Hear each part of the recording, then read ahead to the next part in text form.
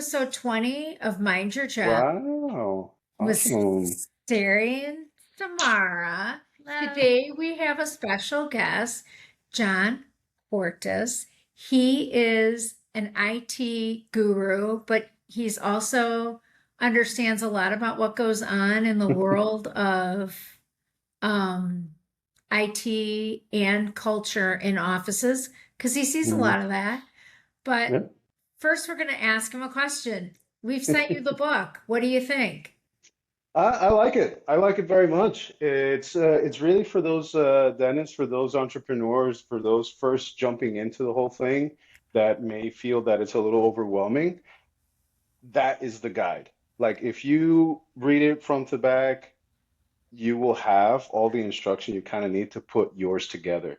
Um, Obviously, everybody's practice is a little different. Everybody has their flavor. They want to bring their own pizzazz to it, their own uniqueness to it. So there's definitely the ability to do so, but the framework is all in there. Thanks. So if you're looking for the nuts and bolts, the skeleton of how to really put this together, this is a great guide to help you get that far. Yeah, I You would say know. boilerplate. So yeah, it's great. It's great. I'd love to see it filled out by somebody just starting out, to see all the ideas and all the notes. I love that you put the notes and the takeaways all in there, keep it all together. It's basically a very nice workbook for that person that's looking to really get off the ground and going. Um, yeah, that's good stuff. So tell us what you see. The thing I think for me and you, first of all, we've known each other for a long, long time, but Yeah. we see all these dumpings of software systems. Like we're out of XP now, we're out of Windows 10 now, we're into Windows 11 now. Yeah. Tell me how you see that playing out in a lot of offices because I feel like the IT world is killing some of the dentists because not all dentists are technical. First of all, I walked in a chart office the other day with 10,000 charts on the wall Wow. and I was freaking out. I'm like, you guys need to get into Mhm. the IT universe or I mean, Wow. like start. But Yeah. tell me, what do you see with dentists or any professional that's like being pushed to the next thing with all the software changes and server changes and how that's impacting people? Okay. So I'll start with giving a little background of why we're even having this conversation, and it's because that I spent a number of years and still as a technology consultant. So basically working one-on-one with doctors, their office managers, and some of their team to put together the new upgrades or the new site and get all that information together about what they're looking to achieve. Um, So that allows me to have a certain perspective. Um, and all this is based on previous conversations that I've had with practitioners. And I'll tell you the truth, it's not so much technology that's making it difficult. It's really just the oversight. It's more of the OCR, the HIPAA side of things, because a lot of the practitioners that I speak with, depending on their age, they either really don't care about compliance or really do. You know, the middle ground is really no middle ground. And we all know that there is no middle ground with compliance. You either are or you aren't, right? I mean, someone fight me the other day on MFA, and I'm like, well, you can argue with the Yeah. compliance officer when they come and write you a ticket because you need multi-factor. You're Yeah. holding on to people's records. I mean, big hospital systems, you wouldn't like it if they didn't have MFA and all your information's in there. Correct. So what I feel that should happen is more, kind of a change of mindset. Um, and I like that you mentioned the hospitals because everybody knows that the systems in the hospital just work. Right. You're expecting to show up to the hospital and for things to be right there and ready for you, all the tools ready to go, right? Um, and while you're at the hospital, you're not seeing anybody on Facebook on those computers. Nobody's doing a little browsing between patients or doing anything that's not related to whatever they're doing at that present moment. Right. So um, it's the history of the dental practice has kind of been very much more lenient in that sense as far as how they use technology, how they use these computers. They have more of a this is just a computer like the one I have at home type of mentality, right? Right. And it's really not. That's number one, it's not. So I'll describe it to you very simply in this way.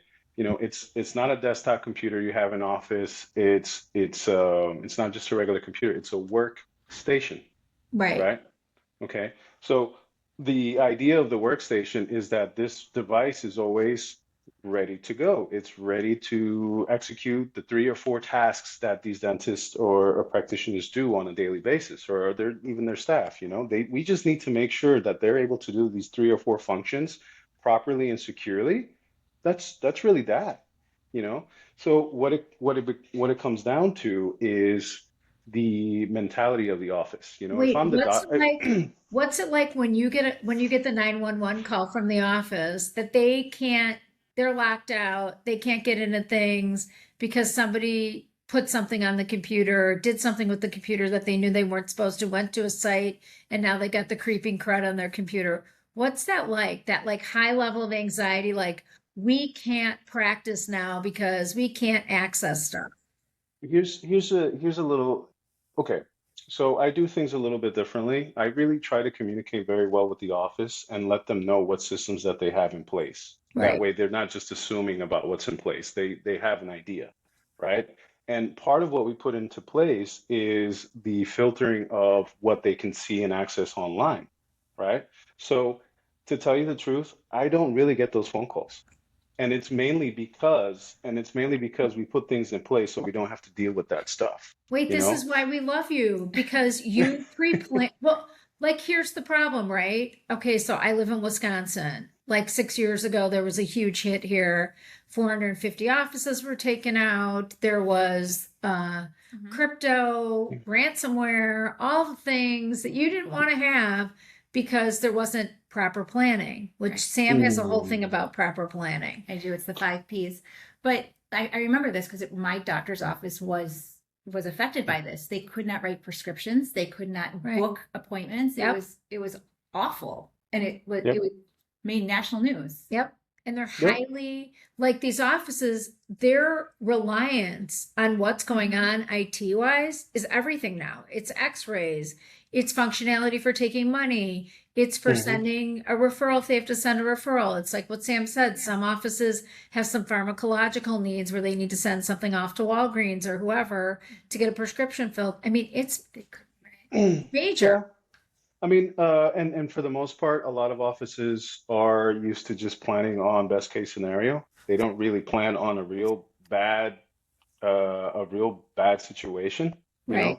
know? And just to get back to that initial question we started with, I feel that it's more on the enforcement side of things that makes it difficult. Because if everybody knew that every so often, or there's a really good chance of having an audit completed, or somebody's going to come by to take a look at my stuff to see how well I am, then people would, get up and actually do something about those things.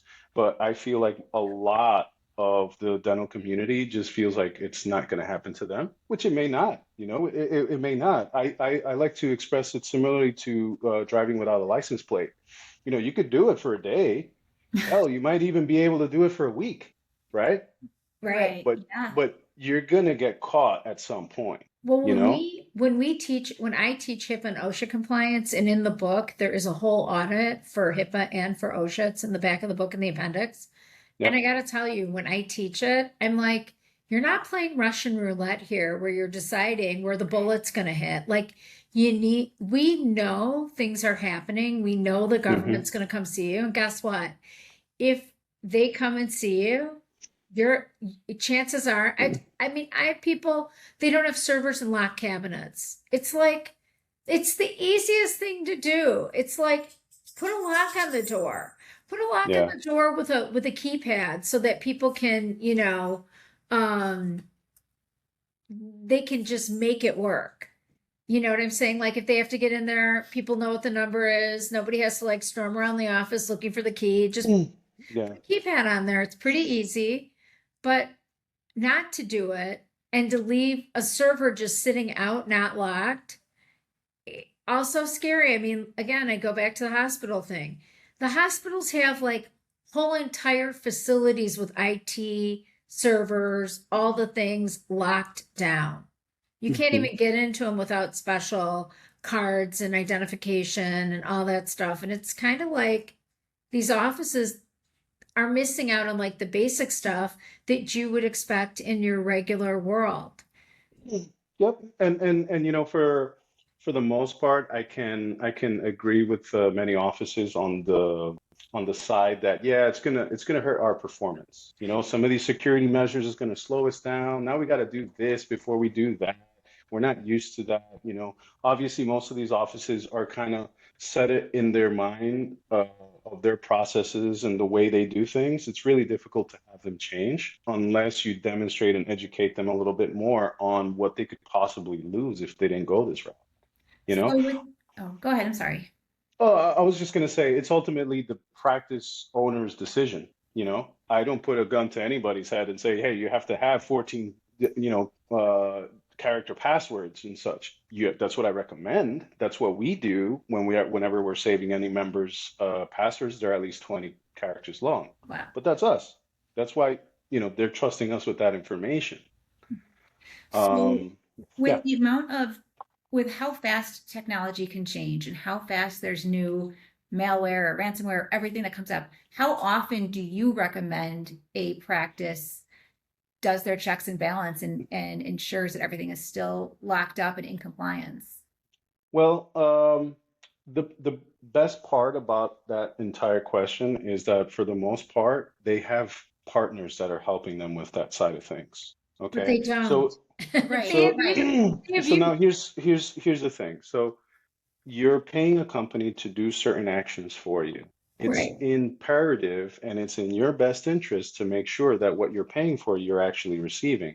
So if you are paying for IT support in some managed Mhm. type of system, you're not paying as you go like a lot of offices Right. do, then you should be receiving a monthly report.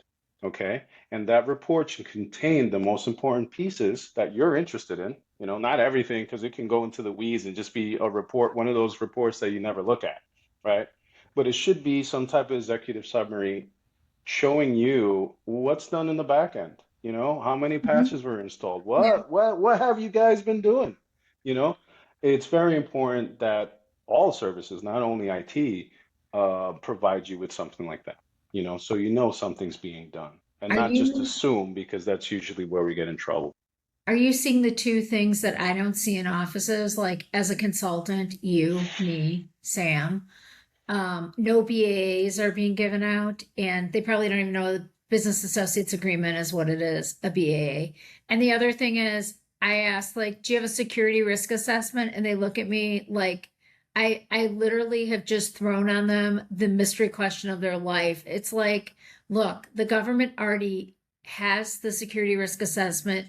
It's a lot of paper. Go get a ream of paper, print it off, and every year you just go through it, and then what I do is I put a log in the front of everybody's security risk assessment. And then I say, like, when was the last time anybody audited what you guys did in your SRA last year? When is the last time you did it this year? It's Yeah. like every year you should be doing that. You have to update NPPs, need to be updated this year. So, I mean, I've already updated like 500,000 of them for people, not that many, but I mean, Mhm. everybody's come to me and they're like, what am I putting in my notice of privacy practices so that I can send all the stuff to insurance? And I'm like, well, there's some new stuff for 2026. Obviously, Linda Harvey, who's the guru, this is a plug for you, Linda, gives me every year what's changing before it happens so that I can get it out for people that I'm working with. But like, do you see people like not doing that stuff? And it really frustrates me because that's very typical compliance stuff that should just be addressed immediately. It's it's widespread. It's all over the place. And I'm based in Florida, and if you go near the Miami area, that whole area, it's a totally different place. It's kind of like the compliance Wild West out there. I've seen dark rooms out there. So just to match the charts on the wall. Um, again, a lot of practitioners don't pay the attention that it deserves Right. until it's too late. And that's similar to IT in a certain respect because, IT may do 90% of the processes that a practice does nowadays, right? But it literally doesn't even get 10% at the end of the year when everything's paid off, you know. But that's what I tell practices, separate at least 10% of that profit at the end of the year. Save it for your systems. You're gonna buy them. It's like taxes. That tax day is coming, and you're gonna have to buy them anyway, and it gets expensive, especially now with the way that the prices have gone up for computers, memory, chip, anything with a chip in it basically has gone up. It's very And high. so planning for these upgrades is very important because you could be easily out 20, 30 grand depending on the size of your office nowadays.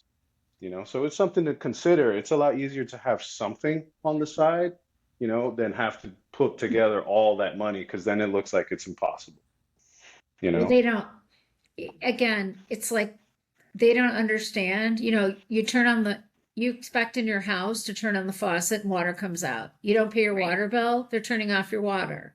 Yeah. It's the same thing with IT.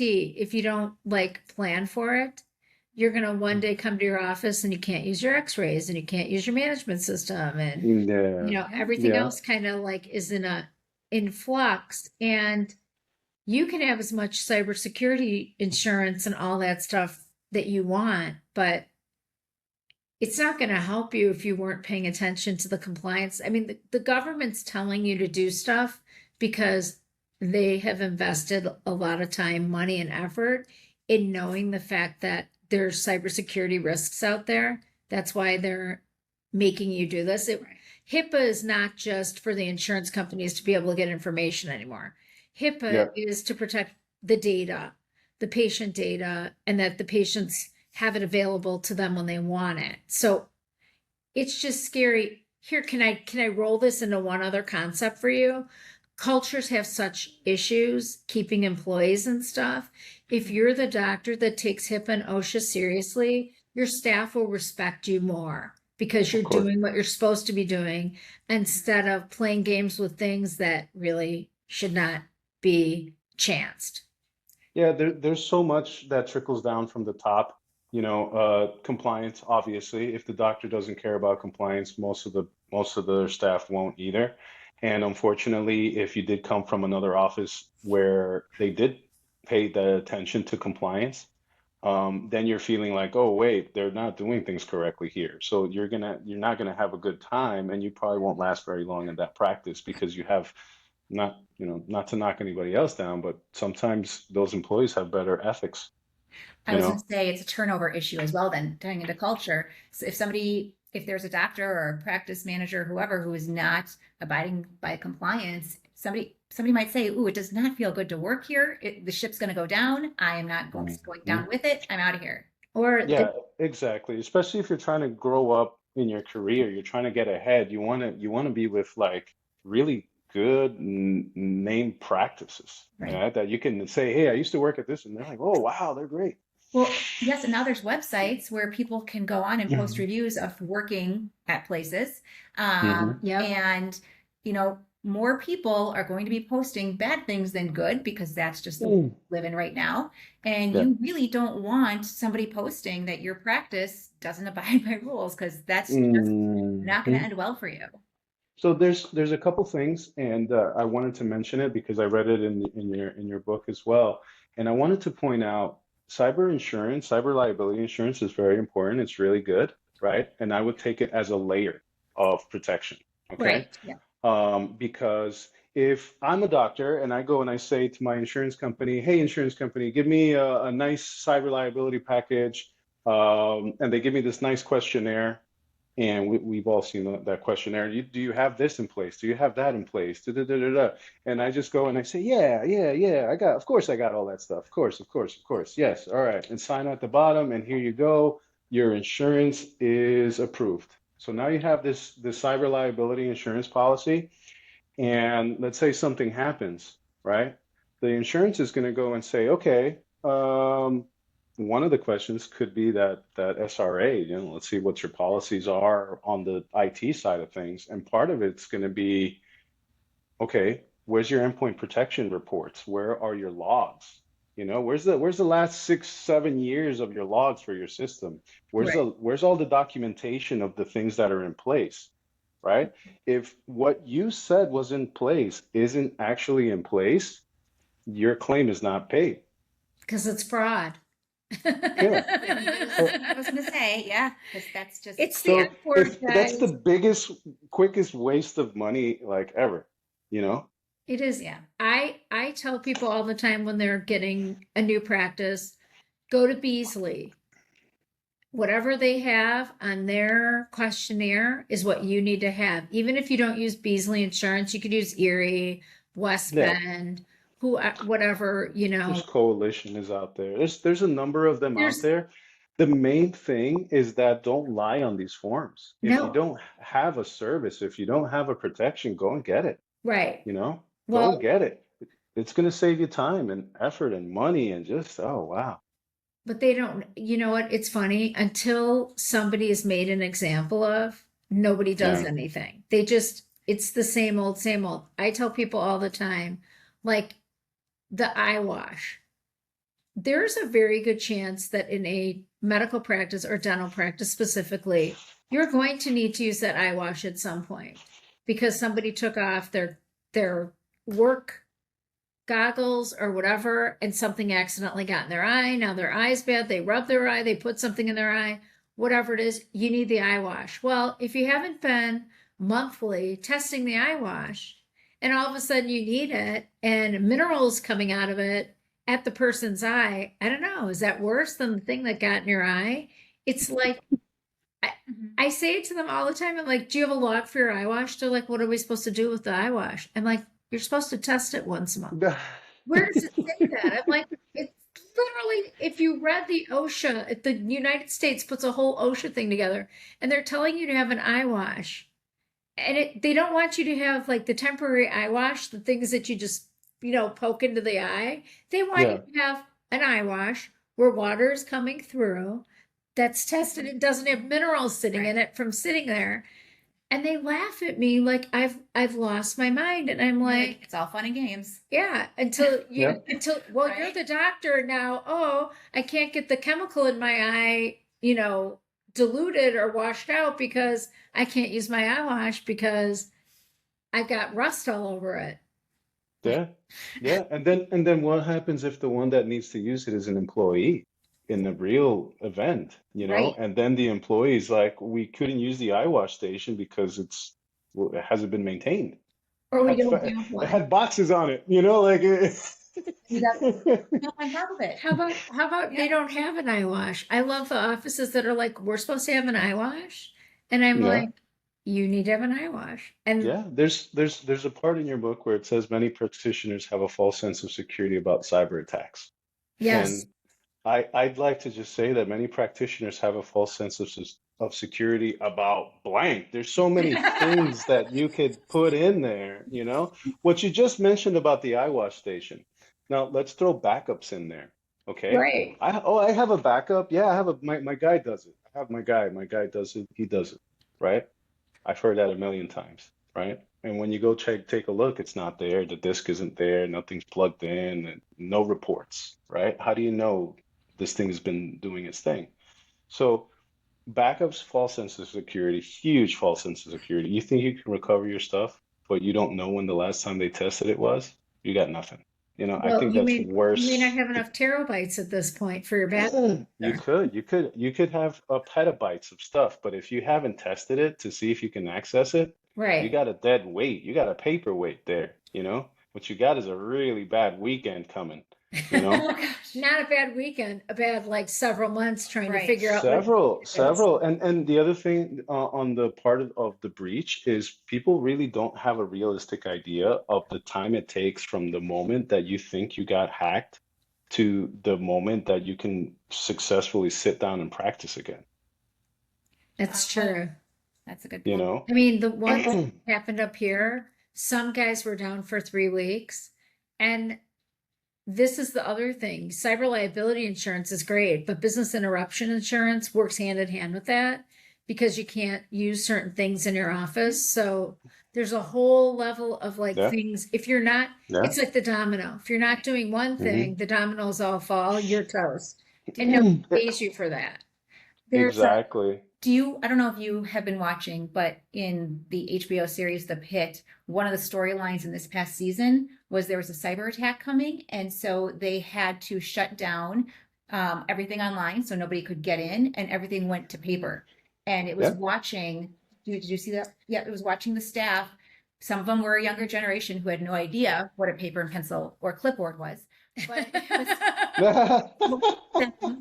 it was a really interesting storyline where they had to go antiquated to continue having the ER function because the ERs are not Yeah. going to stop. So it was a very, very interesting storyline. Do you think a backup recovery drive, having that is better than having backups for people because they can run on that while stuff is being diagnosed for 30 days? Or do you think that's like, don't do it? Like, So, how do you get around the backups or what do you suggest for people? Because I think people watch our podcast and it's really important for them to know what the best way is, not just okay. a way. So this is what I tell all the offices that I work and I walk into is your information needs to be in at least three different places. If it isn't in at least three different places, it can evaporate. It can be gone in seconds. Okay. And it's not just three places, it's also three different types of backups. Okay. So Okay. one could be your local USB that you plug into the server and it backs up there locally. Great. Just make sure it's encrypted so nobody can just walk off with it. That's a big thing. Two, cloud backups, right? So regardless if you have that little drive plugged into the server, have a copy of that stuff in an encrypted, secure cloud. There's a bunch of different ones out there, um, and that will ensure that you have a whole other copy of all your data somewhere else that doesn't physically reside in a building. Okay? And then the third one is just in a different media. One of the things that's very popular now is to have a backup done that you unplug and you take away. So whether that's a backup that you do on a monthly basis, a quarterly Mhm. basis, 6 months, I always suggest at least an annual, so you know that every year you had a nice full backup that you can use and go back to, You know, right? my husband is an IT analyst for a manufacturing company here in town, and every month he brings home the backup and keeps it off site. If the building burns down, whatever happens, there it is. And then the next month he brings another and just rotates the equipment, Yeah. but it's always on site. Exactly. And the whole idea behind this whole thing is for you to be able to recover, right? The amount of data, the frequency, it depends on your backup plan, right? Right. And how many hours or days you're willing to lose, Yeah. Yeah. okay? Yeah. Hours or days, okay? I'll give you an example because you mentioned the fire. All our clients, all our members, they have a backup and disaster recovery solution, right? Mhm. And what that is basically a device that'll do a local backup there and then backs up to the cloud. There's a copy up there. The beauty of that system is, God forbid something happened physically to the building and it's gone, right? Let's just say your office, your practice is gone, right? Let's say, there's so many different scenarios. I've heard floods from the second floor coming down on the first floor, flooding everything out, killing systems. I've heard of fires from next door causing the sprinklers to go on and damaging all the systems in the adjacent office because you're in the same building, right? And again, these are things that just happen, not because you're a nice guy, you're a bad guy, you're wrong. Your office was just in that spot, that's Bad it. luck. Act of God. Bad luck. Bad That's luck. that's Yeah. that's literally that. So let's say Sari has a practice and unfortunately it floods or it catches fire. None of the equipment, none of the stuff inside the office, you can't touch that stuff anyway, right? It's Right. it's Right. done. You can't touch. So with this backup solution, within 15, 20 minutes, I can spin up your server. You're able to get into practice management, take a look at the schedule, print out next week's schedule so you can call them and say, hey, our office burned down. Don't show up on Monday. Right. And then if you do have some type of emergency where you need the x-rays, you have access to them. You know what I'm saying? 15, 20 minutes, and you're able to get into that. We love this. Yeah, that's Okay? yes. It's so great for our listeners to be able to hear about this. It's and this is a more than a 30-minute. Obviously, you're gonna have to come back and Right. talk to us about more and trends and all that stuff. But Yeah, I'd be happy to. Yeah, I thank think you. nobody pays, I mean, they really don't pay attention to what needs to be done so that things are clean and that they're, Mhm. they're done the right way. It's sort of like, oh, John, can you come and fix all my stuff now? Because I was not paying attention when you told me what I should do, and I cheaped out when I should have been listening to you Mhm. give me the Cadillac or the Mercedes Benz or Porsche of IT services so that if I did ever have a problem and needed you for the things you're talking about, like the bad luck things. Right. And sure, Florida has a very interesting thing with hurricanes. Yeah, so the inclement weather always has an effect on everything. So they have their own procedures that they have to adhere to make sure that everything stays working, and things don't get burnt out, right? Um, but yeah, definitely, like you said, these are things that are very simple but get easily overlooked, and unfortunately, a lot of practitioners feel that they can kind of handle these things on their own, which many possibly can. I'm not saying no, but Right. it's not going to be at the same level as a professional that does this every day. You know what I'm saying? De- So, Definitely. And it's good to, if you're opening an office or you have an office and you have questions, the information for JCIT will be in the written part of our podcast that our lovely producer Alex puts out for us. And we want to thank you for coming. sure And thing. I want to thank you for coming. And we have a special guest, Rookie. Oh, We'd like to I've thank been trying to him. keep him quiet. We'd like to thank him for coming. Oh, nice. I've been trying to keep him quiet. He's not usually here on podcast day, but here's Rookie. He's Nice. Hey, Rookie. Rookie, I got one thing to tell you, Rookie. yeah. Mind your job. Mind your job.